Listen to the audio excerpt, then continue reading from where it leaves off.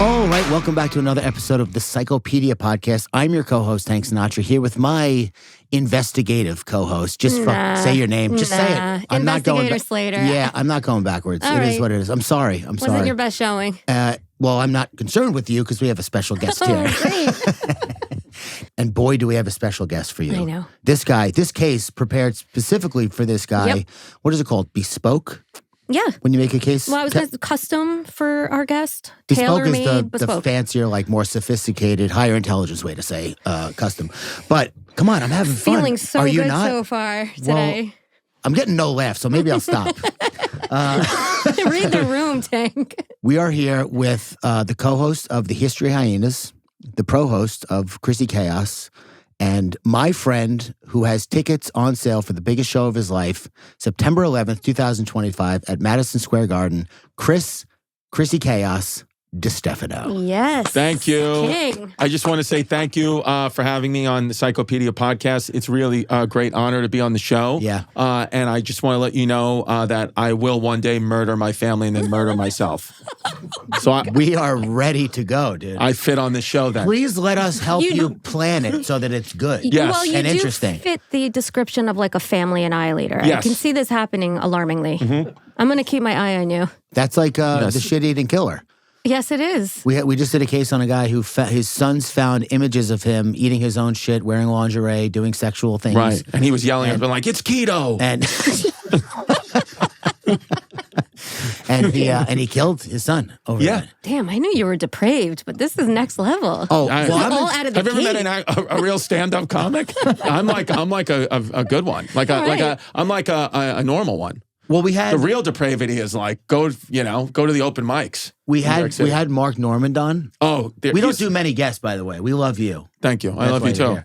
I love you too, and I love this country, the United States of America. Yes, thank you. I needed to hear that. Thank you. just so you know. But we had Mark Normand on, and I thought about asking Sam, and I was like, I don't know, man. No, he dude. might go too dark. He's depraved. I don't know if that's possible. He's depraved.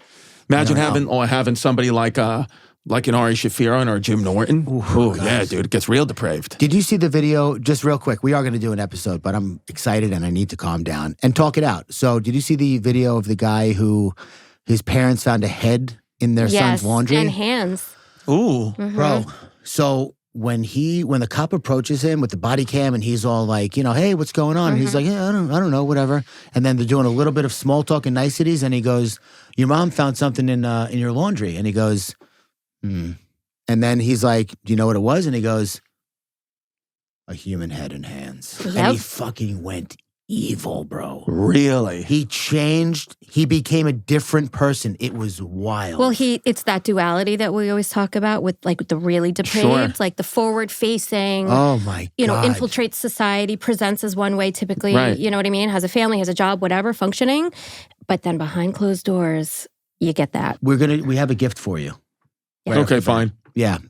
You will accept it? And you will accept it. You may want to put it on. You may not. I don't know. Who knows? Let's what's gonna see. Don't happen say here. put it on, then he's going to know it's clothing. Oh, Oh, yeah, you're right. is it a head and hands? Maybe. Yeah, I wish. Whoa, look at that. That's Abraham Lincoln on Ozempic. Yes. Wow. It's a little clue I about like the that. case we're doing today. We do. We got to start eventually the case. No. But listen, I want to tell people to rate and review and subscribe on Apple, Spotify, YouTube. If you're watching on YouTube right now, do your part. Leave a heart. Let us know you've been there because we like fucking seeing you see us. I like it. We like it. And we like when you review and you subscribe and you write comments on Spotify. It all means the most. I'm a little, as I've said before, I'm a little codependent on them. But it is, I get so happy. But whatever. If you don't want to do it, you know what I wanted to say? Tell me. So History Hyenas, I did an episode years ago, and I said something about Smithtown Water Department, and they turned it into a whole thing. They made merch with it. I have the merch. And I thought, I made it a hot line. You made it a hot song. Oh. That's what it is. That's That's like Biggie and Jay-Z, right? Well, that's a Jay-Z line. Yeah. Right. From Takeover. He's dissing Nas. Yeah. Thank God. Nas sucks. So if you are here and you love us and you're not getting enough of what you need, you know where to go. It's patreon.com/psychopediapod, where you get more than you get here. Like we do a lot of stuff over there, which, by the way, took quite a few cues from you over at History Hyenas with your inside, jokes and the names and the Smart thing to community do. and whatever. Get the people feeling involved. And the content. Yes. You guys pump out a lot of content over there. Yep. So do we. It's like 5 episodes a month. You have to do it. Go sign up for their Patreon. Yeah. Psychopedia. I'm going to read off a couple of Patreon names to give you all your proper shine on the podcast, as we say we're going to do. So we're going to do it. All right. So we have Emma Rose. What's up, Emma? Hi, Emma. Lil Freak, Patreon Virgin, in parens, Candace Basley, end parens. Like it. I like it. And a Little Freak is one of our Patreon tiers. There it is. Little Freaks and Semen Demons. Semen Demons is great. All right. Relax your giblets. Oh. Giblets? Giblets, I think. Yeah. I'll tell you about that later. Relax your genitals. Francis Edquid. I only learned through Peaky Blinders. Oh, yeah. They said quid a lot. Right. And I Tony never knew what Shelby. quid meant. It's like bucks. Bucks, right. 20 quid. 20 quid, pal. Lisa Malcolm. Joellen Granchell. I said that because my sister's name is Joellen, and that is the 4th time I've ever seen that name I've on never another seen person. it Yeah. besides your sister. Joe Ellen's her name? Joellen, yeah. I like it. Yeah. Rat Face Contest Champion Contestant. All right, let's go. That is all her. Great. She's a rat freak. Queen. Rat queen. You And then actually like rats? I do. She's always talking about rat stuff. I don't even know if she likes them, but she greased a little fucking rat out of a crack with Vaseline. I think it was a mouse, but Right. yeah, I saved him in New York City. So, without any further tooting around, New Boot Goofing. I Love that song. I really want to get into this case so that I can see mainly how you take it, being that you're the history aficionado. Now, how does it work? Will you read stuff and do I cut you off? Do we start? Is this just an open conversation? Or are Yes. you giving me facts and I'm listening? It's all of the above. It's whatever you want it to be. I'm going to read you something that I prepared. What I'd like it to be is me and Tank naked in a room. I can arrange. I can step out. That's fine. Sorry, I had an itch. I'm also going to give you pop quizzes. Great. Throughout to keep you on your toes and test your knowledge. Amazing. But yeah, interject whenever you want. He will. Yeah. He's got some attention issues, so Yes. I'm going to try not to so that you can, take the show, steal it. But, Are you guys ready? Let's do it. Yeah. I'll do you a as ready favor as and I'm cut you gonna be. off and Yeah. start. Please. do it. Thank you. All right. On a crisp April evening in 1865, Ford's Theater in Washington, D.C. was pulsing with excitement. The play, Our American Cousin, was set to impress a full house, and with President Abraham Lincoln and his wife, Mary Todd Lincoln, in attendance, the excitement in the air was absolutely electric.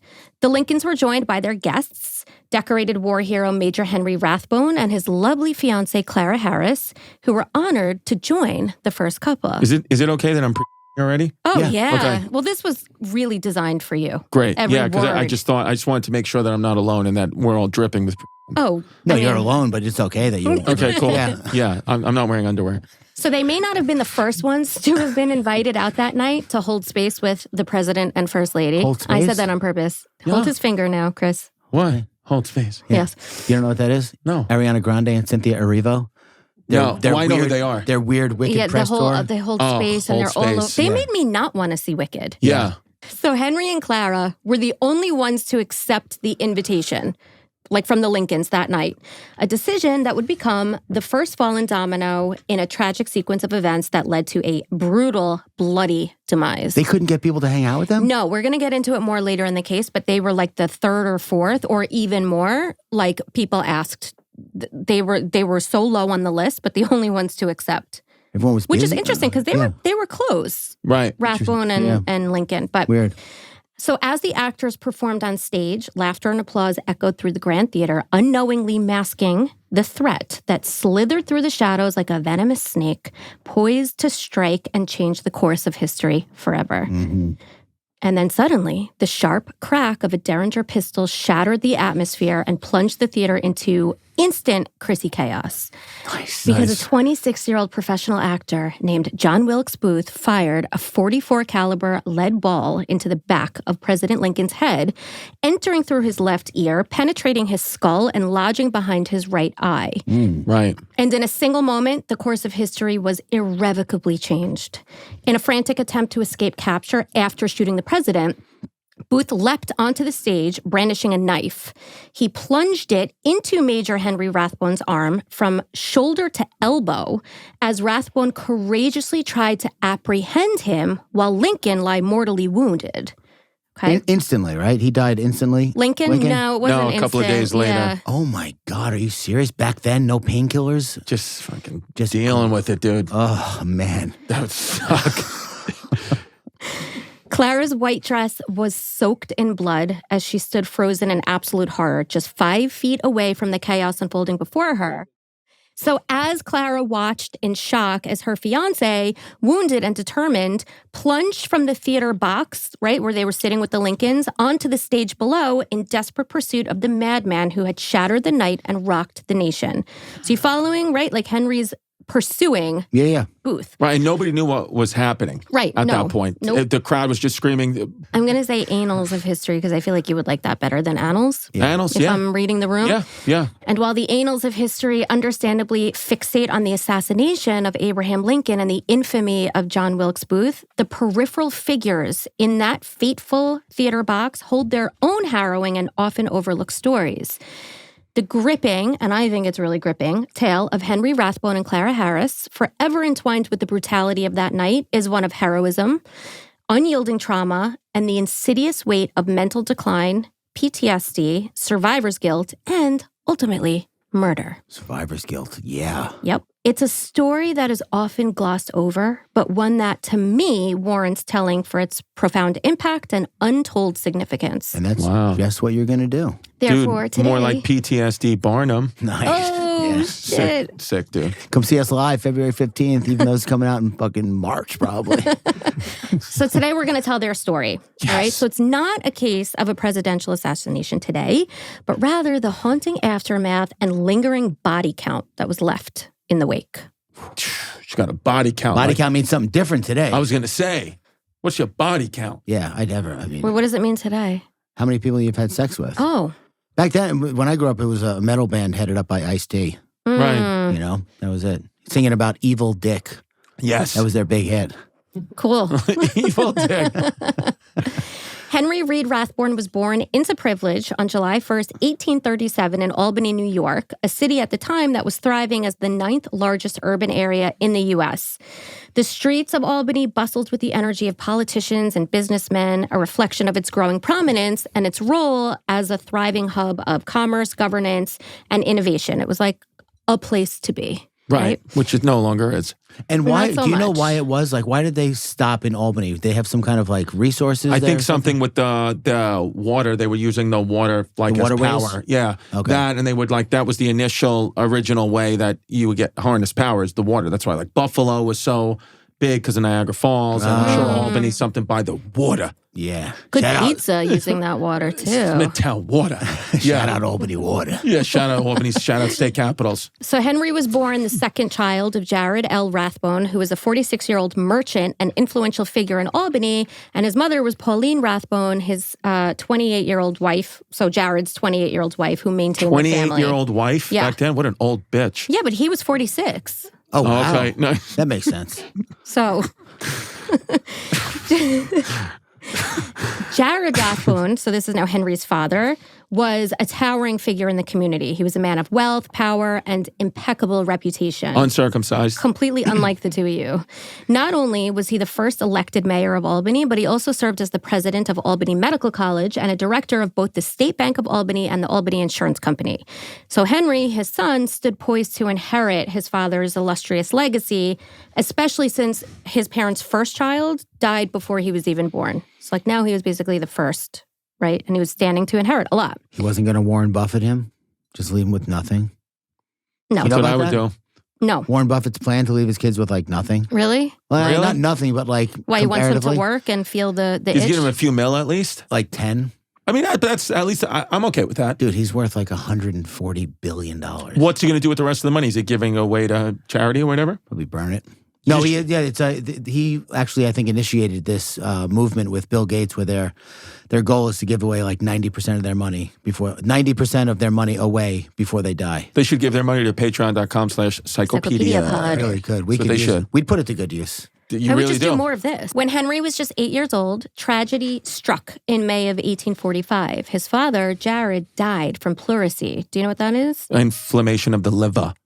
Close. Inflammation of the lungs. Of the lungs, sorry. Very good, though. Yeah, I thought, I went to physical therapy school a long time ago. Oh, that's right. You have your master's in physical therapy. Doctorate. Doctor Distefano? Inflammation of the lungs. What a miss. Why don't you go by that?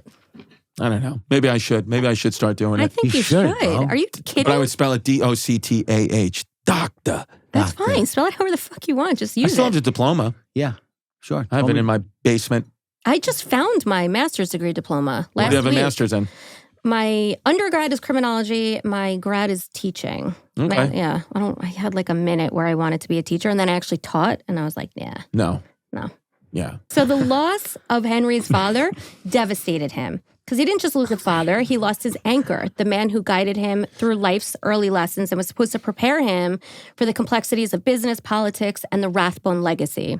I'm glad you're done with your sentence so I can tell everyone he just touched my leg pretty high up on the leg. Absolutely. And I didn't want to jump in. And I got to be honest with you, I was positive I touched his cell phone, and then I see his cell phone's in his hand. Oh, okay. You guys need a minute. I know You what I just have to- you just wink once if you want me to leave. Yeah. So, without his father's steady hand, Henry struggled with a grief that deeply shaped the course of his life. Now, at just the tender age of 8, he was thrust into the role of man of the house, and he was burdened with the expectations of acting as a father figure to his baby brother and providing emotional support for his grieving mother. Despite inheriting $200,000 from the family estate, he struggled to find happiness amidst these new responsibilities. I mean, adjusted for inflation, $200,000 back then is like probably 10 mil. Well, what right? was But just he's 8. what year is it? 18. This kid's like the Rizzler. 45. I do that. I always do that. If I hear a number from a long time ago, Can we ask ChatGPT? I'm just going to Google it. No, he's got I call it a ChatGPT. tumultuous relationship with ChatGPT. I call it Chinese GPT because I really think it's just a Chinese guy on the other side of that fucking thing just coming up with the answers. He's like, I'm Yeah. smarter than all you fucks. Well, first of all, it's $3.8 million. so that's pretty sick. Yeah. Second of all, I asked ChatGPT to give me a chronological list of every song Jay-Z had ever appeared on so I could go through it and just make sure I listened to them all. And ChatGPT was like, it's a monumental order. task, is what it said. Here's some resources. I don't know if you can figure it out. Like 3 links and a paragraph about how it was too hard. 3 years after his father's death, Henry's mother, Pauline, married a widowed local politician named Ira Harris. Ira was a New York State Supreme Court judge and had a young daughter named Clara. Clara. Okay. Oh. And his name was Ira, Her dad. one of your people. Yes, indeed. Yes. Baruch Hello, Hashem. it's Ira Harris. This is my daughter, Clara. That was so good. Grew up in New York City. Well, he also lives amongst the community, the cloistered group. Yeah. She's a good kid. She really is. That's so funny. My sister and I always go, good kid, good kid. 'Cause that's what we grew up hearing. Yeah. Good kid, Mad City. Good kid. Yeah. So Pauline and Ira's marriage meant that 11-year-old Henry and 13-year-old Clara were now step-siblings. But remember, they wind up like an item. But that's okay. There's no blood relation. There's no blood relation, but they were raised as siblings. Yeah, their kids would be fine. Their kids would be fine. Yeah. Well, turns out not to be like a great situation for their kids down the line, but we'll get there. Okay. I'm excited. So when Henry was 16 years old, after completing military school in 1854, he enrolled at Union College in Schenectady, New York. And although he was academically unremarkable, he thrived socially. He joined the Sigma Phi fraternity. Do you think he was as unremarkable as the city of Schenectady? Maybe a little bit less unremarkable. So, despite all of his accomplishments, Henry longed for more. He wanted something different, and he started to feel that undeniable pull toward a life of action and service to his country. Great. All right? Just like you. Just like 100%. me. Just like Ted Kaczynski. Yep. I'm going to go live in the woods. Adios. So in 1858, unable to ignore his restless ambition, Henry finally enlisted in the New York National Guard. Okay? Nice. A year later, during the outbreak of the Second Italian War of Independence, Henry was sent to Europe to observe the Sardinian and French armies battling Austria. Tasked with studying their strategies, he reported back on their military maneuvers, which broadened his expertise, and it made him a tremendous asset to the U.S. government, right? Because he's out there, he's learning strategy, and then he's reporting back home. Yeah. Right. Meanwhile, as Henry was honing his military acumen overseas, a Kentucky man named Abraham Lincoln, who came from humble beginnings. I heard of him. I fucking know that guy. Yeah, it's pretty dope. He was actively embarking on his campaign for the presidency. Oh, at that, Yeah. Okay. Let me, Abraham Lincoln get shot. No, I know you just history. ruined it. I know. Yes, you just ruined the whole He gets story. killed. I'm not sure. I know this but- episode. Well, I'm going to hang that up now. History Hyenas. I have a podcast Yeah, about history. go listen to him. So fast forward 2 years later, about 1861, Lincoln got inaugurated. Ira Harris ascended to the U.S. Senate, right? That's Clara's father. And everyone involved in this story so far, who we've talked about, including Henry and Clara, moved to Washington, D.C. And as they all settled into life in the nation's capital, their connections with one another all grew deeper, as Ira and Pauline and Clara and Henry had all become close friends with Mary Todd and Abraham Lincoln. Wow. All right? So that's the backstory. It's quite a group. So they're all just Yeah. hanging. They're all friends. They're buddies, all of They're all them. buddies. All hanging out. All just hanging out, chilling. And then they were just all hanging out. The Lincolns and the fucking Rathbones. Yeah. It's a great, I mean, I can't imagine saying no to Abraham Lincoln inviting me to a play. Notwithstanding what happened. Of course. Yeah. Right. I would honestly, if you gave me the opportunity to go to that play and sit next to him, I would do it and just take my chances. What if you were Ulysses S. Grant? Would you sweat Lincoln that much that you would go? I mean, you know what I mean? Like we would give up. Ulysses S. Grant would. I mean, He didn't. He didn't go to he got invited to the play and he said no? I come to this later in the case, but yeah, he chose to hang out with his kids in New Jersey instead. Okay, but you want to spend kids with New Jersey. Maybe they're going to the Olive Garden. Maybe. Maybe he didn't want to see that play either. Yeah, because the play back then probably sucked. But you're saying that who would turn down an invitation to hang with Honest Abe? I went to go see Stomp with Tony Hawk. You did? Mm-hmm. Sick. Yeah. So all the history hyenas out there will know that Honest Abe's election in 1860, so he was elected in 1860, he was inaugurated in 1861, prompted 7 southern states to secede from the Union, which formed the Confederate States of America, with 4 more states joining soon after. Yeah. Right? You know all this.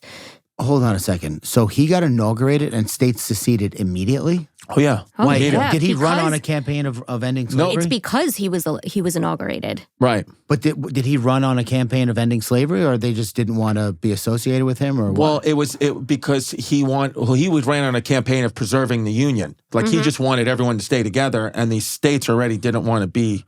They didn't want to be part of the Union. And then slavery was the big thing. He was like not a full abolitionist, but he was saying the best chance to preserve the Union would be if we banned slavery. And the South was looking at it like the South is doing that thing that people do now where they're like, I'm not racist. It's just the geography is the cotton is in the South and it's going to destroy my business. Exactly so right. I'm going to treat them right, but it's just going to destroy my business. But really, they're just racist and they just wanted to make black people slaves. Yeah. Yeah. So did the states all secede individually, or they seceded as a group called the Confederate? I'm guessing. 7 did, and then more. 4 after and then that. some fucking went to the Confederacy, then went back to the Union. It's kind of wild. Wow. When you delve into that. Yeah. And I don't know if you guys, did you ever talk about James Buchanan? No. Okay, so he's got nothing to do with this, but just really another side note. There's probably he was a little gay president, most like confirmed gay president. Never had a wife. Never, and was always with this Rufus King. I'm sorry. Who was like his favorite senator, and Rufus King was a big-time senator in the South, and James Buchanan gave Rufus King so many things because they were gay lovers that like propped up the South. So Lincoln really inherited like just one big gay mess, and that's what happened. He probably would have never given the South the power. They wouldn't even have the power to secede. Wow. So that's what it is, baby. So the Civil War officially began on April 12th, 1861, after Lincoln's actual inauguration, when Confederate forces opened fire on Union troops stationed at Fort Sumner, South Carolina. Yes. Wow. The It's Civil Jeopardy. War. Oh, was this on Jeopardy when you No, went? Oh, actually was. That quite randomly weird. That's weird. That was a Jeopardy question, which That's is weird. crazy. My Plugged. mother-in-law saw you, having no idea that you were coming on the podcast today. So she called us last night, and she was like, "There's this darling comedian from New York. Have you ever heard of him? It's Chris Distefano." I'm like, Yeah, we're plugged oh my Hello. God. in. We're connected. Sitting in front of his We're face connected-y. tomorrow. Connected. Nice. PTSD, Barnum. So the Civil War erupted primarily due to irreconcilable differences between free and slave states over the power of the federal government to restrict slavery in territories not yet admitted as states. Yeah. The tension had been simmering for decades, but it reached a boiling point when Abraham Lincoln was elected as the first Republican president. Running on a platform that pledged to prevent the expansion of slavery into new territories, Lincoln's victory sent shockwaves through the South, who felt that their way of life, as Chris explains, and economic foundation were under threat. But really, they wanted slaves. That's Crazy all, that he that's all won it is. when the slaves weren't voting, obviously. Right. No. He definitely would have won if they were voting. But there was enough people even back then who were like, yeah, this is not cool. This is not the that way we're doing this. we want this country to be. Right. But you know what's crazy is one time I saw an interview with a former slave, and this is just one guy's opinion, of course, but he said that he actually was treated worse in the North as a black man than the South. Because in the South, he was property, which obviously violates every human right, but he really wouldn't nobody would talk to him a certain way. He was like a worker. Where in the North, he was just called the N-word constantly. Discriminated against, So the newly formed Confederacy asserted its independence, but the Lincoln administration, along with the majority of the Northern population, rejected the legitimacy of this secession. They viewed it as a direct threat to the principles of democracy and the rule of law, fearing it would set a dangerous precedent that could eventually fragment the U.S. into a collection of smaller, squabbling nations. Squabble up. To the north, the survival of the Union was essential, not only as a unified country, but as a beacon of democratic ideals for the entire world. When Confederate forces attacked Fort Sumter in April 1861, the fragile balance shattered, and the U.S. plunged into the Civil War, a brutal and defining conflict that would ultimately decide the fate of slavery, the Union, and the nation's future identity. So although over 10,500 military engagements occurred during the Civil War, how many 10,500. Engagements? It's generally accepted that there were 50 major battles of the Civil War with about 100 other significant battles. Okay. With that, pop quiz. Oh, get ready. All right. Approximately how many soldiers died in the Civil War? Wait, I'm going to give you choices. Or you can just take a shot. That's fine too. All right, I'm going to take a shot. Go. Okay. 750,000. Give him the guesses. Okay, well, I'll give it to you anyway, okay? A, 115,000. B, 442,000. C, 624,000. 624,000. Is that your... I mean, you're going to defer to this guy, the history buff. Yeah. Correct. And it's the most Americans to ever die. But yes, I was just going to say that. Of all the other wars combined. It was roughly 2% of the U.S. population at the time. And the most recent studies show it was probably closer to 850,000. So you were spot on. And everyone who died was in American. You would have won on not Jeopardy. Price is Right. Fuck, I'm an idiot. God dang, so fucking stupid. No, because he guessed the highest without going over. But anyway. Yes. Anyway. I would have got it. So Lincoln's leadership abilities evolved significantly over time, and by 1864, he transformed into a very skilled politician and a capable wartime leader. His effectiveness as president stemmed from his exceptional intelligence, strong communication skills, humility, clear sense of purpose, sharp wit, moderate temperament, and ability to stay focused on overarching goals. He sounds like the fucking man. Yeah. You know what else he did? Sounds like he's on the spectrum. Possibly. You know what else he did that I like, that I use sometimes? He used to read the newspaper out loud. You know that? I like that. He used to read it not out loud, but he would whisper it because he felt like he retained more when he read it out loud. I think that's true for certain people's brains. That I definitely, when I'm trying to memorize something for work, I always have to whisper it. Yeah. It's like muscle memory. Yeah. So early on, Lincoln faced a very steep learning curve, particularly in military strategy, tactical planning, and selecting competent army commanders. What? I feel like you need a minute alone, you guys. I'm happy to give it to you. It's just like how we hang out. Yeah. Oh. We're just dudes from Long Island. I'm going to tell this. I don't even know if you remember this. The first time we met was when I do remember. Go ahead. I posted a thing of his on comedy on my page because I was doing a Clusterfest promotion, whatever. So we meet. I get a text from him that says, "I can see your cock through your jeans." We never addressed it. And then, so what happened was, I sent him a text. I could see your cock through your jeans. I could see your cock. What did I say? I could see your cock through your jeans. And then he just left it on red. And we had never met. And then for months, I was just like, what did I do? And then he came on History Hyenas, and that was the first thing we said. I was like, dude, I never thought that. I thought you hated me because I sent that text. He was like, oh, I never saw that text. It was just in the middle of other texts. Oh, no, I saw it. I just didn't know what to say. Yeah. Cool. Tell it I said hi. that how you flirt? That's just how I talk sometimes. Yeah, no, it's I just get fucking crazy. friends. With Okay. guys. I would never say that to a girl. No, Listen, clearly not. Lincoln leaned heavily on those who knew more about like strategy, military strategy, right? And that included Henry Rathbone. So after almost a year in battle with the Army of the Potomac, which was the primary field army of the Union Army in the Eastern Theater of the American Civil War, Henry returned to D.C. And it was at this time when 26-year-old Henry Rathbone had become better acquainted, I'll say, with his 29-year-old stepsister, Clara Harris. You mean physically? Yeah, they were like hooking up, or like they realized they had chemistry Yeah, at this point. As his personal and romantic life was beginning to take off, kind of like you guys, Henry took on some special professional assignments for President Lincoln before becoming officially engaged to Clara Harris. And by all accounts, they made a handsome couple. Nice. Nice. Shout out to Joellen, I know. Who's Joellen? my sister. Shout out Joellen. Yeah. Henry's She has a handsome. Is she handsome? No, during Road Rules, remember Road Rules? Sure. That's where Theo Von came from, by the way. Of course. What do you mean? That's where Really? he started. He Yeah. was on Road Rules, yeah. Get out. Yep. They used to say, you know, blah, blah, blah, blah, blah. It was band together, compete for a handsome reward. And we'd just be like, what the fuck? Why is that handsome? Just like, might as well just be like, your very organized reward. Like Right. just throw an Just an adjective in there. arbitrary that adjective. yeah. makes no sense. Yeah. But I guess it does because people say it. It has meaning. I just don't like it. Okay, that's fine. So Henry stood at 5'10" tall. He had auburn the hair perfect height, by the way. Literally the best. and was said to have a, quote, prominent nose and mutton chop whiskers with a walrus mustache. Wow. I'm making fun of him. I'm not. Wow. I'm describing him. Say it Walrus again. Go on. The whole thing? Okay. Pronounced nose. Prominent nose Prominent and mutton nose. chop whiskers with a walrus mustache. Clara was described as being a full-figured girl with rows of tiny spit curls on her forehead. It was a spit girl. It's like little itty-bitty tiny little curls. Like little baby hairs, damn? And No, I'm gonna show figure. you. Full figure. You mean she got a dump. fat Got a ass? Shorty Don't. had a wagon. All right. Then something major happened in U.S. history in 1863. And you're going to know this. quiz. It's a pop quiz. But let's see, okay? A, the Great Molasses Flood in Boston.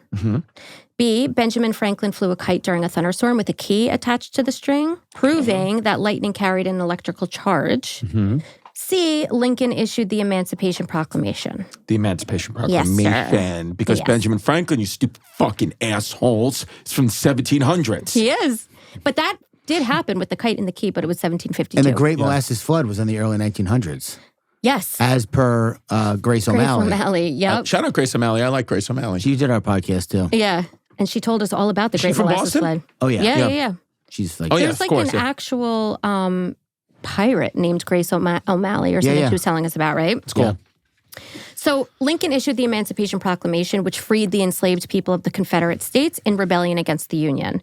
Then he formally abolished slavery in the U.S. with the passage of the 13th Amendment to the Constitution in 1865, marking the end of the legal institution of slavery, which was a monumental step, obviously, towards civil rights. which made, to not give Abe Lincoln too much credit, black people 3/5 of a person. Yeah. Which Right. is It was an a interesting. step. It was a step. It's, I mean, It's better than 0/5. yeah.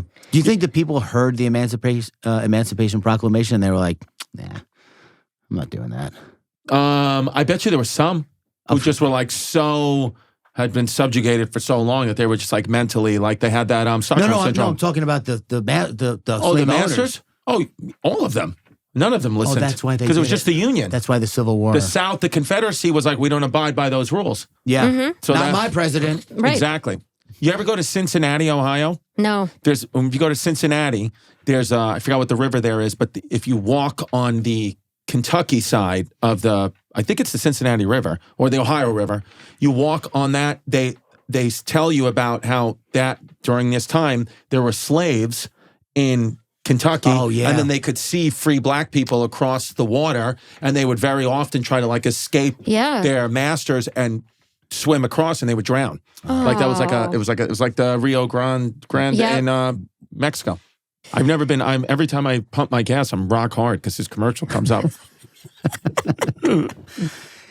Yeah, I've been selling a lot of gas. Dude, I fucking pump it up. Yeah. Sometimes I forget. Sometimes I'll see his commercial and then I'll drive away and my car will just break down and I'll be like, what the fuck? And it'll say it's out of gas and I'll realize, oh shit, that's right. Because I saw Tank's commercial and I just put the gas thing in my ass. And I just started pumping gas directly to my asshole and coming on my windshield. And now my car has no gas. I knew that was coming and it still hit. And I'm just a dick on the side of the road. I'm screaming patreon.com/psychopedia pod.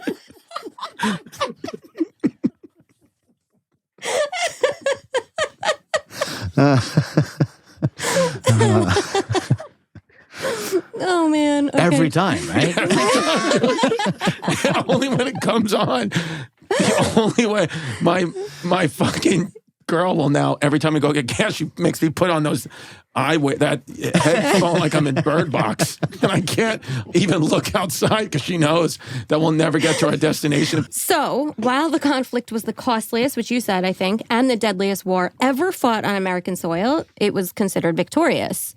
The North triumphed, ensuring that the U.S. remained a single, unified nation, which pissed off a lot of shitty people, including a 26-year-old American stage actor named John Wilkes Booth. All right. So I'm going to preface this next part of the case by saying that the details surrounding Lincoln's assassination are steeped in a mix of fact, speculation, and conflicting accounts. You probably know this. Over time, they've been interpreted, reinterpreted, and often misinterpreted by historians, history buffs, podcasters, just kidding, right, armchair detectives, and conspiracy theories alike. But that said, we're not going to focus too much even on the assassination because, again, this is Henry and Clara's story, right? So the soon-to-be married couple received a prestigious invitation from President and First Lady Lincoln to attend a performance of Our American Cousin at Ford's Theater on April 14th, 1865. Now, as I mentioned earlier, but this is where it comes up officially in the script here, General Ulysses S. Grant and his wife Julia were supposed to go, which had the public like foaming at the mouth. General Grant was apparently very rarely seen out in public, and every media headline boasted that he and President Lincoln would be sitting side by side in the presidential box at the theater. However, the Grants declined the invitation, opting instead to visit their kids in New Jersey. But Grant was also a wild drunk. Yeah. You know? So maybe that's why he didn't want to go. He was just fucking blasted. Yeah. And he had would have no been in idea. Good company because there were some other drunk just players hammered. that I'm going to arrive at soon. You know, Mark Twain wrote his autobiography just to give his family some money. Like Ulysses S. Grant was like, I'm the foreign president, I have no money. So he went to Mark Twain and was like, can you just write an autobiography just so I can like get out of debt? Wow. And Mark Twain did it. Yeah. Wow. Pretty wild. Mm-hmm. So this prompted the Lincolns to extend the invitation to Henry and Clara. They were like the replacements. And I said earlier, but I'll say it again, they were very far down on the list, but they were the ones who accepted, and so they unwittingly sealed their fates that night. Pop quiz. Yes. All right, your favorite kind. PQ. Which statement is true? A, the night of the play and therefore the night of Lincoln's assassination was also Good Friday. B, Henry Rathbone spent most of the night battling a panic attack in the balcony box because he had a fear of heights. C, the Lincolns nearly canceled their plans that evening as Mary was embarrassed by all the people who rejected their invitation, and had they canceled, maybe the assassination wouldn't have happened. I'm going to guess. Maybe Rathbone was nervous. What do you guess? I forget the answers, but I'll go with B too. Okay, you're wrong, both of you. Oh, good. Yep. Well, no, I didn't. I was joking. Yeah, I was actually testing you. Okay. Wait, so what was A again? C. No, Chris. No, A. I meant. Yeah. Sorry. You guys are so good. You got it. C, A. You know what I've been doing lately on podcasts or stand-up? If I hit like a really good joke that I like, I'll go like this. Nice. I just start kissing the microphone. Seal it. I'll go like that. Seal the deal. Right.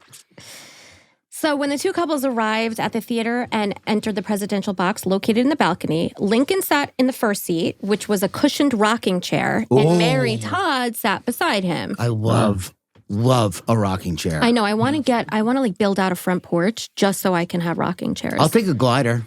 True. Yeah. Oh yeah, the baby gliders, like when the kids were babies and like. Oh I don't know why every seat is not there. I know. Seriously.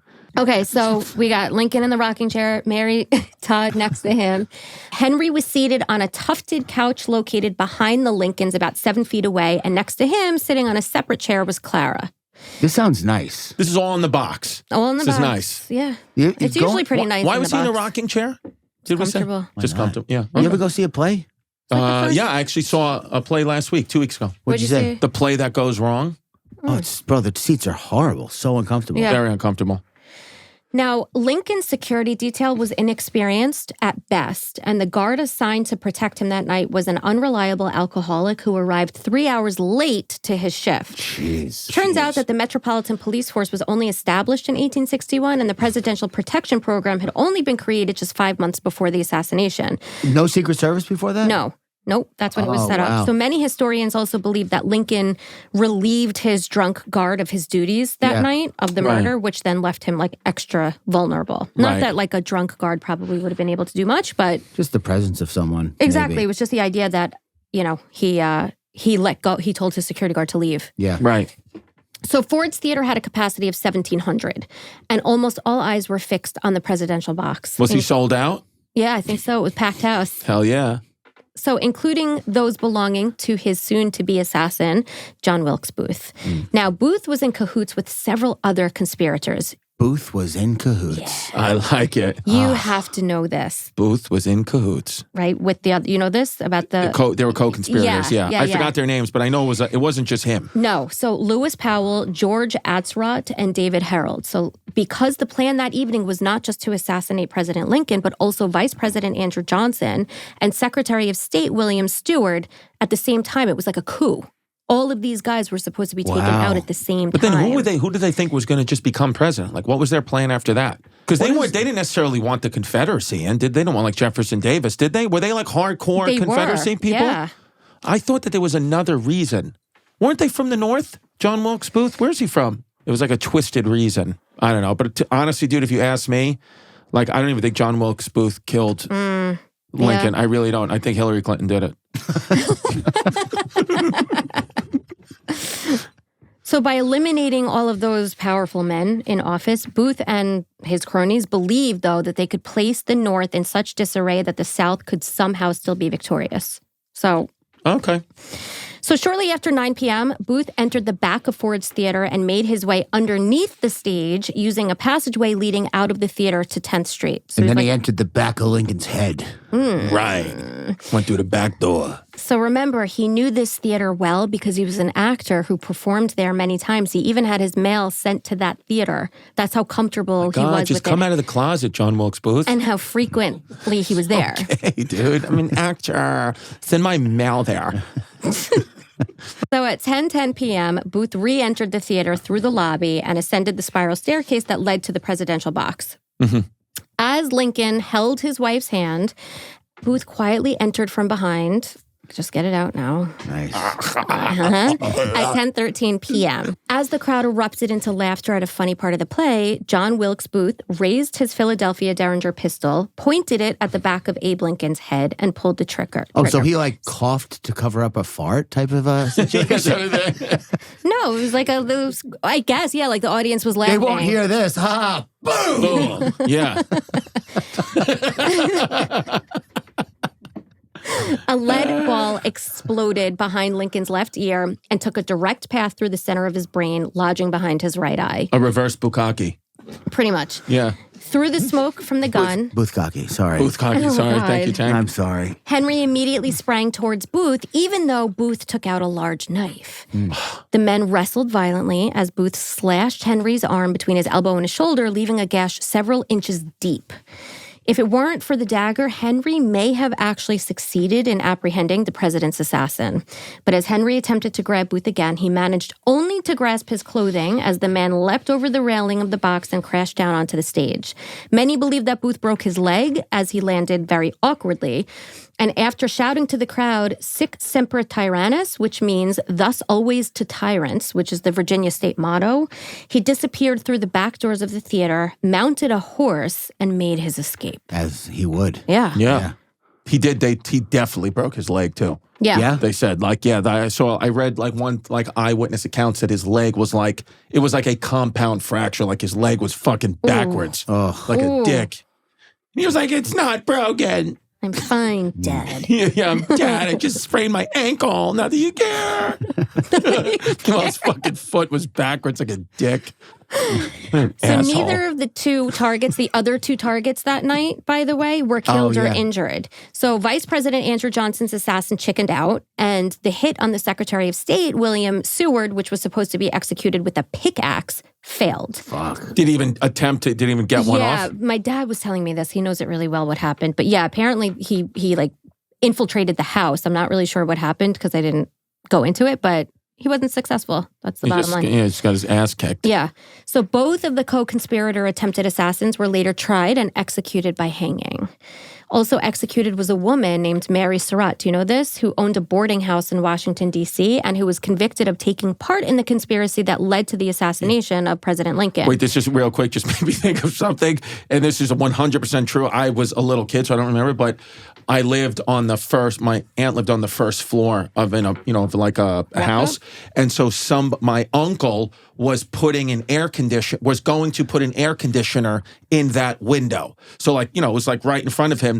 And so this guy obviously doesn't know what's happening, thinks nobody's home, and busts through this window and is putting his body through the window that my uncle was going to put the air conditioner in and just didn't notice. And my uncle was standing just a foot away. So was just watching this guy struggle through and then just drops the air conditioner on his head and knocks him completely unconscious. Nice. Yeah, and just calls the police. Okay. And it's what an asshole. Could you imagine the minute you go to break at someone's house, you just get an air conditioner dropped on your head? It's like an anvil. Yeah, that's what made me think of it. How it was just immediately, he just gets a Frigidaire right to the back of his head. And he's just well, now I guess now I'm going to jail. And quick thinking on your uncle's part. Yeah, seriously.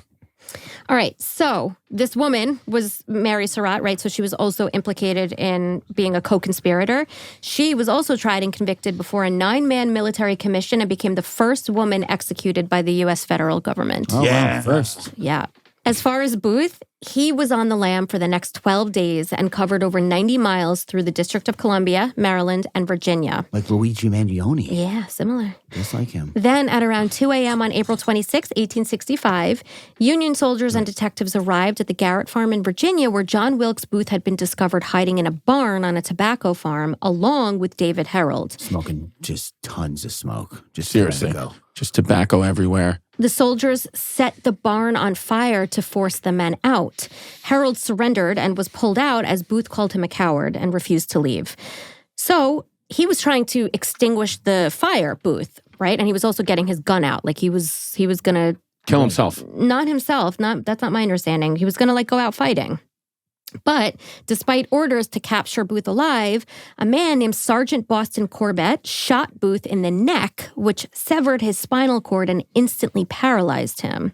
He's like, you told me to, take him alive. I shot him in the neck. It's like he could have lived. The Schitt's Creek when he's like, I didn't want to go hunting. Yeah. And you made me go hunting and I shot a turkey in the neck. Do you know that? You don't watch it. No. Schitt's Creek's a good show. So good. It's so good. So I would be remiss if I did not take you through this little side tangent about Sergeant Boston Corbett, who shot Booth, okay? Prior to becoming a soldier, Corbett was a street preacher in North Square, Boston, and gained a reputation as being a religious eccentric. By 1858, he joined the Methodist Episcopal Church, which sent his efforts to convert people from 0 to 60. Now, Corbett strived for chastity, but struggled with those pesky sexual urges that tend to sneak up on people. It happens. It does. Yeah. So on July 16th, 1858, after reading the Gospel of Matthew 18 and 19, where it says, "And if thy right eye offended thee, pluck it out and cast it from thee, and there be eunuchs which have made themselves eunuchs for the kingdom of heaven's sake," he grabbed a pair of scissors and he castrated himself. Oh, God. What happens? Yep. That's what I like. Immediately afterward, Corbett ate a meal and attended a prayer meeting before finally seeking medical help. He ate a meal and yes. castrated himself? He ate his own balls. Deep fried. Wow. Yummy, yummy in my tummy. After he was released from the hospital 1 month later, he expressed satisfaction with the outcome. That's pretty good, by the way, for only a month in the hospital after you cut your own nuts off in 1850. Yeah, not pretty bad. good to survive and everything. Yeah, only a month. Walk it off. So he believed that by doing that to himself, it freed him to preach the gospel unencumbered by his sexual desires. Yeah.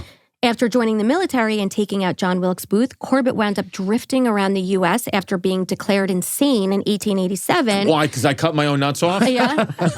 And was committed to Topeka Asylum for the insane. Topeka, state capital of Kansas. There it is. And he escaped and disappeared in 1888. I thought this was America. Yeah. Just escaped, just a nutless ghost in the wind. Yeah. And no one ever knows what happened to him. Nope. Unencumbered. Unencumbered. And unable to come. Yeah, Seriously. that too. Yes. So after Booth, I thought you were going to like that more. was pretty good. I did like that. Yeah, well, you didn't laugh. So. No, but I did, but I laughed on the inside. Well, that's not good enough for me. So. Sorry. I'm going to cut my nuts off. After Booth was shot and dragged from the burning barn, he was taken to the Garrett farmhouse porch, where a doctor determined that he was near death. Struggling to speak, Booth asked the soldiers to tell his mother that he died for his country. Yeah. All right, PQ, you ready? Yes. What were the final words Booth uttered in his final moments on Earth? A. Oh. Nope. I'm going to give you choices unless you Sorry. want to take a shot. What was Booth's final words? I feel like I know this. Just take the choices. What is it? Gotta eat the booty like groceries. Yes. Oh, so close. Yeah. Yes. It's wild. A, he requested to see his hands, at which point he looked at them and whispered, useless, useless. I tried to act that out. It was good. That was yeah. good. I think that was pretty I think I good. swung and I missed, but it's fine. No, you hit. That's B, good. in his stage voice, he said, I always wanted to be famous, but not like this. Okay. C, after blowing a kiss with his lips, he said, I guess this is my final act. Well, the last one's pretty gay. And the acting was sick, so it's, I would say if I know John Wilkes Booth like I don't, I would say C. Okay. That sounds like an actor-y thing to do. Well, Yeah, somebody yeah. I know kisses the mic when he lands a joke, so. Yeah. Useless. Useless hands. Always. Always wanted to be famous, but not like this. And I guess this is my final act, all dramatic and kissy. I want to say B. No. A. C. You are correct, Tank. A. He knew requested that. to see his hands. Remember, he was paralyzed after being shot, so they had to pick up his hands and show him. At which point he looked at them and whispered, useless, useless, before dying at 7:15 a.m. Yeah, that's pretty dramatic also. It's yeah, all that's true. dramatic. That's true. So I said that he died around 7:15 a.m., right? Yeah. Allegedly, because according to some conspiracy theorists called Chris Distefano, Booth escaped, fled to Europe, and performed as an actor under his brother's name. But he's paralyzed.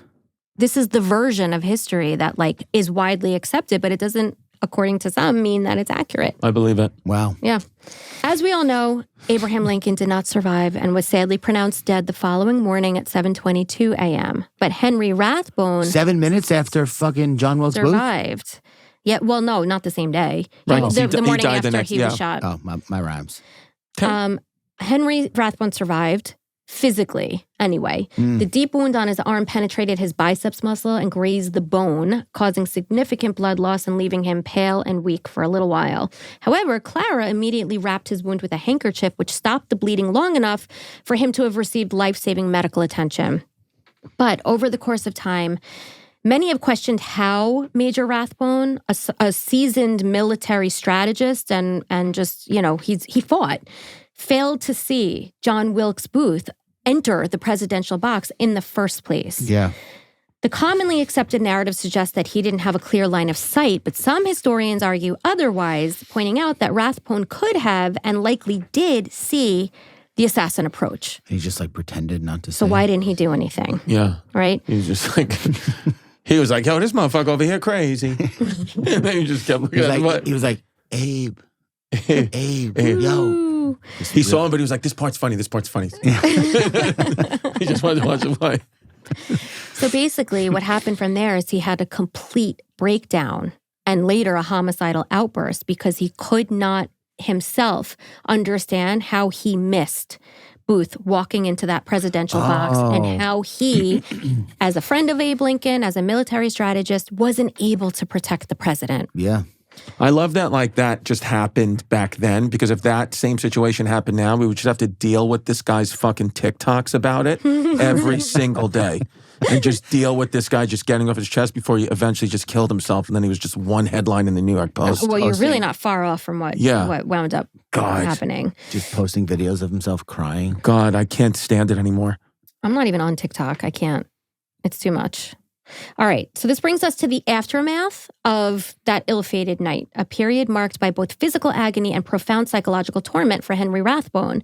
In the days following Lincoln's death, Henry endured excruciating pain in his left arm, which really remained completely immobilized. The injury was very severe. He eventually regained some movement, but he was never really the same physically. Yeah, because it was never like, he was like... Sort of. It's like a T-Rex situation, but yeah. Yeah. And stuff like that. Yep. So the physical reminder of that night was permanent, and it was also a constant ache that just mirrored the deeper wounds that he had etched into his psyche at that point. Whoa. But it was Henry's mind, right, that bore the heaviest and worst scars. He replayed the events of that night with haunting clarity, each detail cutting deeper into his sense of guilt. He dreamt of the chaos in the presidential box, the deafening crack of Booth's pistol, and the desperate struggle to stop the assassin. By day, he rehashed every second, torturing himself with thoughts of what he could have done differently. Why hadn't he acted faster? Why hadn't he been able to protect the president? And then these questions ended up consuming him, and it just fed a relentless cycle of self-recrimination. Yeah, what could I have done differently? Imagine him saying that to a therapist. The therapist is like, you could have stopped the president being murdered. Yeah. That's just like the one little thing that you could have done differently. Right. Could have paid close attention. Yeah, I mean, dick. You didn't have to watch the play. Yeah. So Henry's despair grew darker as the weight of his perceived failure became absolutely unbearable. The memory of that night clung to him as if it was tailor-made, stitching itself into the fabric of his psyche. What began as guilt... Whoa, hold on a second. Hold up. Hold up. Hold the fuck on. Say that again. Yeah.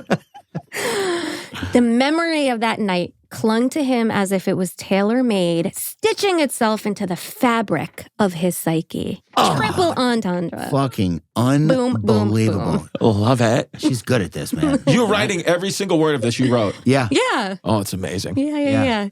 Like I am every too much week. of a control freak to ever... Do you guys split the proceeds half and half of this podcast? Because you should get 90 fucking percent. The fact that you wrote all this, and I really hope that I've caused a problem, because what I've done is just shown light onto this situation that you absolutely deserve 95%, and Tank deserves maybe nothing. We take it into consideration. That's what I tell her all the time, but paperwork has already been drawn.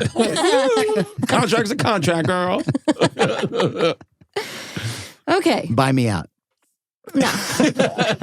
Nah. So what began as guilt just turned into absolute obsession, eroding his once sharp mind and pushing him further and further into isolation. The night of Lincoln's assassination did not just take the life of a president and a remarkable human being. It marked the beginning of Henry Rathbone's tragic descent, a man haunted by a past he could neither change nor escape. Okay. Henry and Clara returned to Albany and eventually got married, finally, on July 11th, 1867. After the ceremony, Clara's dad, Senator Harris, held a reception at his house, which was attended by many distinguished guests. Now, the freshly minted married couple honeymooned in Europe, and they eventually returned back to Washington, D.C., in the very politically centered area of Lafayette Square, where they decided to make their home. They took a boat, right, to Europe? Yeah. That's nuts. I know. I actually thought about wild. that when I was doing the case.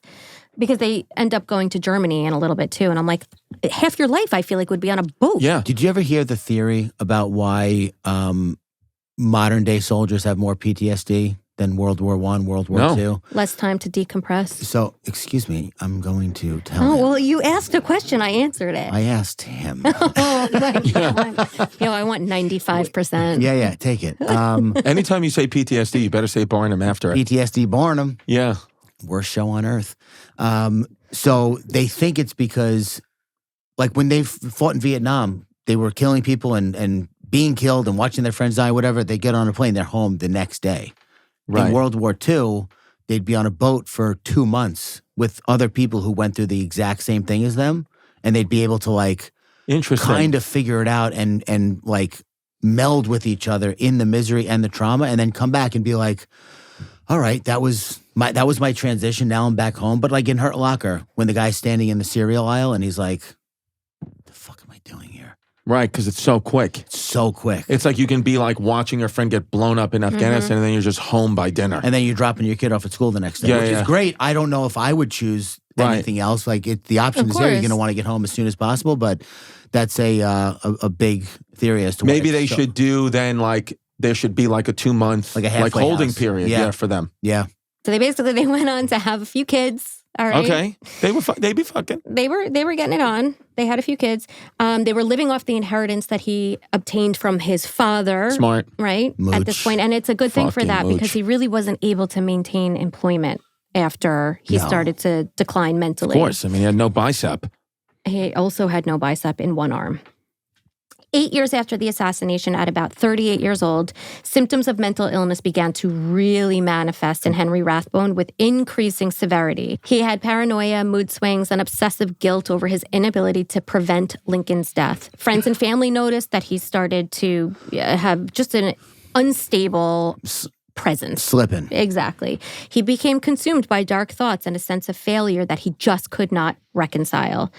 According to a friend from Albany, Henry was, quote, demented later in life due to the worry that he failed an entire nation by not protecting the president. Oh, relax, bro. I'm going to put it on him. Yeah. He slept with a revolver under his pillow after that. It's like too late, man, you know? Yeah. But Fuck so scum. He started to really withdraw. People noticed that he was getting really quiet. He was, really reserved all of a sudden, and he was starting to have violent outbursts, as well as symptoms of jealousy, nervousness, and really intense paranoia. Henry would no longer tolerate any man giving any amount of attention to Clara, and even got jealous over the attention that she gave to their children as opposed to her focusing solely on him. We've talked about that before. Relatable. Yeah, in cases. Well, wasn't going there, but how fucked up someone has to be, how controlling and paranoid and possessive that they resent their spouse for giving their children attention. And they resent their children from taking their mothers, their wives' attention. Exactly. Yeah. So I love when it's just like nobody pays attention to me. It's great. You get like a mental break. Yeah. Yeah, you can when no one's asking you for fucking anything. Or disassociate. Yeah, you could just disassociate. Yeah. That's what I like. Henry's physical health also began to deteriorate significantly as he suffered from, you're going to have to pronounce this for me, dyspepsia?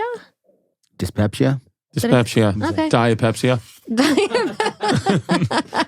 Yeah. That's what it is, right? Do you know what it is? Dyspepsia? Yeah. How do you spell it? Dyspepsia. What is the root word? What is the root language? Dyspepsia. I'm going to say that is something to do with some type of stomach ailment. Yeah. Yes. Yep. Upper abdominal discomfort. Mm-hmm. It's been closely linked to high anxiety, depression, and PTSD, particularly amongst veterans. Oh, he had a tummy ache? A little more severe, but yeah. So to manage his symptoms, Henry's physician, who specialized in homeopathic remedies, prescribed mercurious silver, commonly known as quicksilver, which is a compound containing mercury as a key ingredient. Unfortunately, prolonged exposure to mercury is known to exacerbate symptoms like depression, anxiety, and other psychological issues. So basically, the cure was enhancing the disease or making the disease worse or certainly not helping. Worse than the cure. Exactly. Right.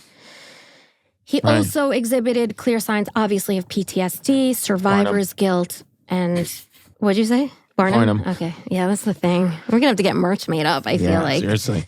And survivor's guilt is very common amongst individuals with PTSD.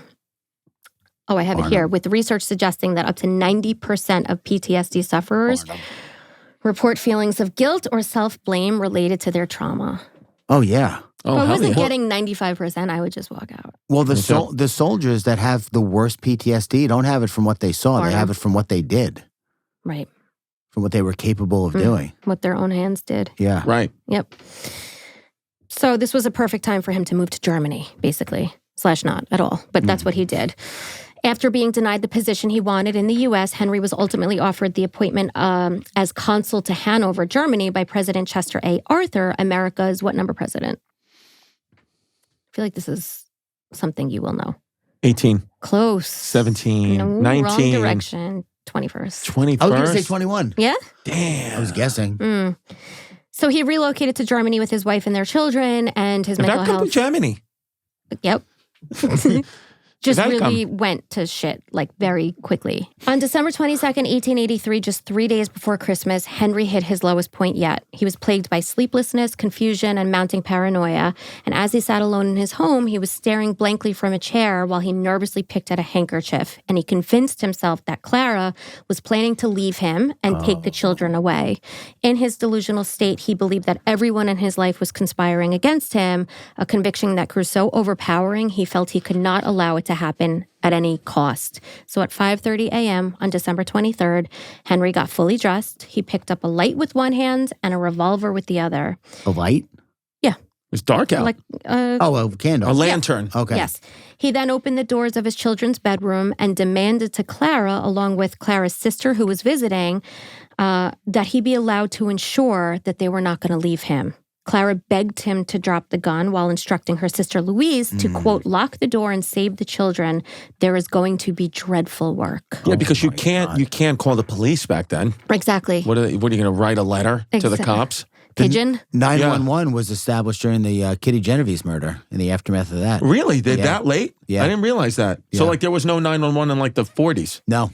It's crazy. No, 60s. I did that case for a Psychopedia because I'm obsessed with that case and the bystander effect and all that. Yeah.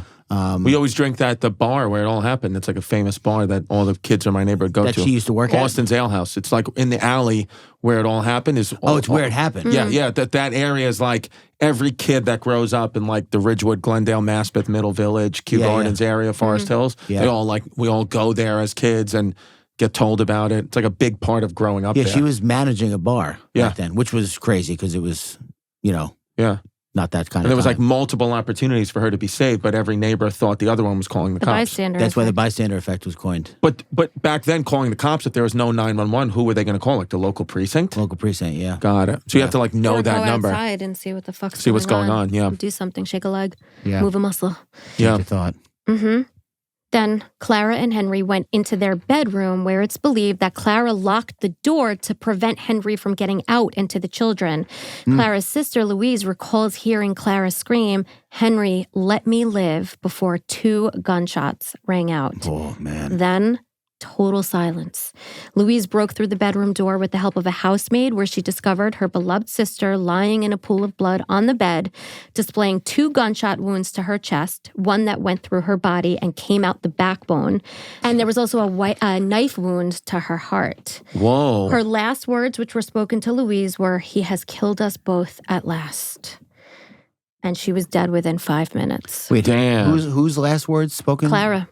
Clara's last words spoken to Louise? Mm-hmm. Did he shoot Louise too? No, she meant me and him. Luis has said that. That's Luis has said that. Imagine Luis has said the last word spoken. His sister was like, "You're so pretty." Well, that Her would be sister. nice. Clara's last words meaning me and him. Who's me and him? Clara, she's saying obviously he killed me and himself. Oh, he killed himself? He shot himself in the Sorry, head. I He missed did that. not shoot himself in the head, but he was spread out on the floor alongside it with a, quote, 6-shooter with 3 empty chambers and a dagger covered with gore. He didn't shoot himself. After attacking Clara, he stabbed himself 5 times, with one of the wounds plunging all the way into his lung. He begged Louise for a glass of brandy and apparently screamed out for Clara, having no memory of what he had done to her moments earlier. In fact, as he took in the scene of his dead wife, he asked, "Who could have done this? I have no scary. enemies." That's real. And that, by the way, I believe that can happen to anyone. 100%. I lived in fear of that for a long time. That it could just happen to you and like you blackout? blank out. That I just have a psychotic break. 100%. Mhm. Could happen if you keep using steroids. Pop quiz. How many deaths by suicide do self-inflicted stab wounds account for? Less than 0.5%, 3%, 7.6%. What'd you say? I said 5%, but now I'm going to go with 0.05%. I think it's not that many people stab themselves. I think you got gunshots. 5%'s a lot. I think the top is guns, then hanging, then like carbon monoxide in the car. No. Yeah, it's 3%. You were close, 3%. I was close. I said You were 5%. very close. You've been like really spot on with these pop Thank you. quizzes, That's the considering story you're of my career. I'm always really close. Yeah. Yeah, it's a very rare method of suicide. And the low incidence is likely due to the intense pain and determination required to inflict injuries to oneself that ends With up stabbing. doing the job. Well, it's right? 3% in the United States. In Japan, it's 90% of the suicides. Yeah.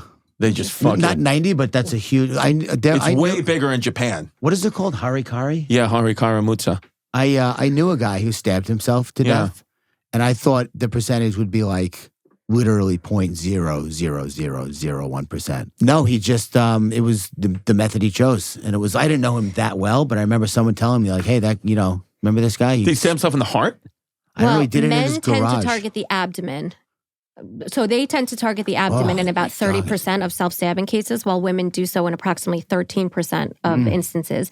The choice of the abdomen may be influenced by perceptions of accessibility and lethality, meaning on a subconscious level, their desire is to avoid a more like definitively fatal injury, like one to the chest. Or the neck.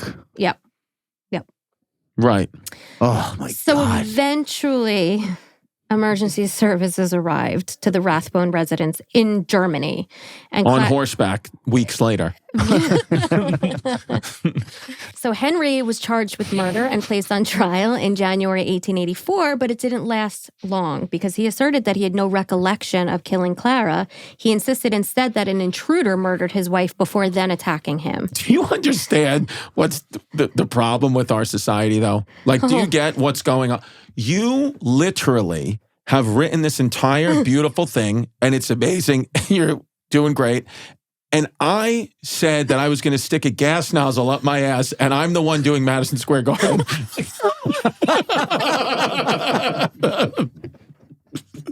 Listen, work smarter, not hard, right? You have slaved over this, and I'm here saying I'm going to stick 93 unleaded up my ass field, and my tickets are flying at Madison Square Garden. Yeah, we got to figure this one out. Oh my God. He cracked the code. I mean, could you? It just hit me like what I am a huge part of the problem. So what are you going to do about it? Just keep getting You bigger. can kick some of the proceeds my way if I'm you're just that yeah. emboldened by guilty. Yeah. fixing society. Yeah, but it's just amazing. You are going to remember this. Oh my God. This is going to be like on History Hyenas, the Tim Dillon episode. No one ever heard it. Yeah. It's He was just, declared insane. He was that, and that's it. He was convicted of murder. He was declared insane. I hate how I'm delivering this right now, but I have to know who I'm working with. And he was committed to an asylum for the criminally insane in Hildesheim, Germany. whoa. That was better. That's beautiful this time of year. Where he would spend the remaining 27 years of his life until his death in 1911 at the age of 74. It's a good life. Yeah. Interestingly, the hospital grounds used to be home to a Benedictine monastery connected to St. Michael's Cathedral. Between the years 1884 and 1911, Henry is said to live a mostly solitary life as he remained paranoid about other inmates coming after him. He was hallucinating. He refused to ever discuss the deaths of Abraham Lincoln and of Clara Harris, having remained haunted by one and completely unable to recall the other. Yeah. My father, who's like also like a history buff, whatever, I had him read over this case for me. His recollection is that Henry lived out his days as a monk. Whoa. Like in complete silence for that reason versus I'm just not talking to anybody because I'm paranoid. Silence. Yeah. Interesting. Yeah. He was like atoning for what he did in a way. Yeah, exactly. After he died, very little was said or done.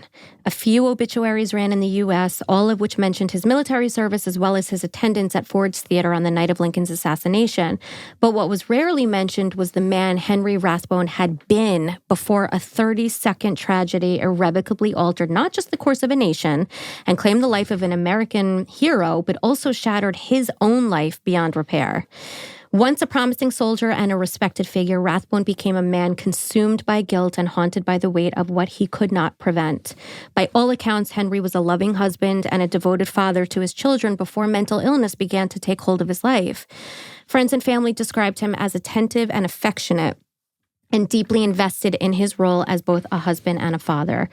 But his mental health deteriorated, fueled by unrelenting guilt, paranoia, and the lingering trauma of that fateful night at Ford's Theater. And because of that, he became a shadow of the man that he once was. The loving home he built with Clara shattered, culminating in a tragic and violent end that would forever overshadow the warmth and love that he really did once share with his family.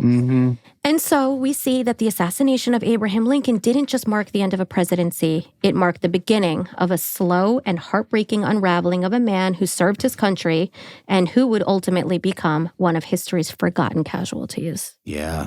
Yeah. But not here and not with us. Not here, us. not with No, we're us. keeping And his- he could have just, if his family's listening, all he really had to do was be paying attention. Yeah. And and your family and legacy wouldn't have been ruined.